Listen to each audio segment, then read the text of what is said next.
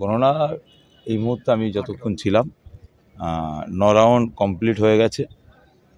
খুব তাড়াতাড়ি কমপ্লিট হয়ে যাবে। না, গণনার জায়গায় শান্তিপূর্ণভাবে গণনা হচ্ছে। ইভিএম মেশিনে যেটা দেখাচ্ছে সেই অনুযায়ী গণনা হচ্ছে। ইভিএম মেশিন কোনো জায়গায় দেখা যাচ্ছে 1500 ভোট, পোল হচ্ছে 1400। দেখুন, ভোটের রেজাল্ট কী হবে সেটা আমরা ভোটের দিনেই টের পেয়ে গেছি। তার কারণ হচ্ছে বিভিন্ন জায়গায় ছাপ্পা, গুন্ডামি, রাহাজানি যতদিন এই বাংলায় থাকবে ততদিন ভোটের রেজাল্ট ভালো আশা করা ভুল হবে।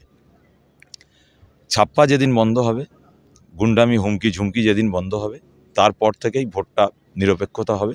কারণ এই রাজ্যেতে গণতন্ত্র বলে তো আর কিছু নেই। সেই গণতন্ত্রের জায়গায় যতদিন আমরা না ফিরতে পারবো ততদিন এই ভোট নামক প্রহসন ছাড়া দ্বিতীয় কিছু নয়। এই গণনার দিনে কি মনে হচ্ছে? না, গণনার জায়গায় শান্তিপূর্ণভাবে গণনা হচ্ছে।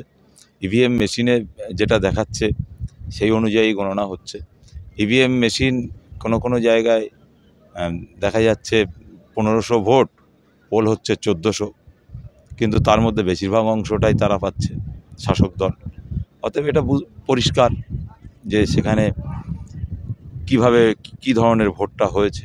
আমরা ভোটের দিন থেকেই দাবি করছি যে বিভিন্ন জায়গায় ছাপ্পা হয়েছে, অতএব সেই ছাপ্পার রেজাল্ট যেটা হওয়ার সেটা হচ্ছে। রবিউল ইসলাম তো বললো যে আমরা আগেই বলেছি যে জয় জয় আকাশ, আর সেটাই হচ্ছে।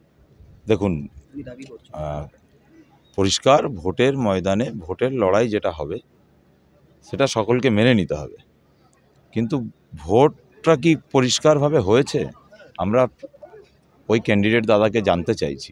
তিনি বলুক যে ভোটের নামে প্রহসন হয়নি তো, ভোটের নামে দাদাগিরি হয়নি তো, ভোটের নামে হুমকি হয়নি তো।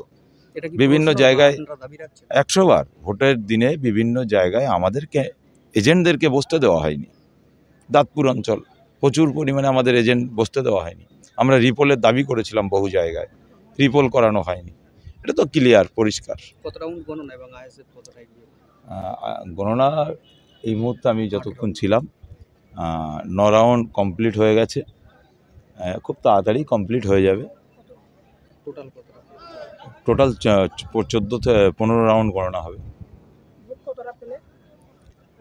টোটাল ভোটের হিসাব চলছে, এটা দেখতে পাবেন আপনারা।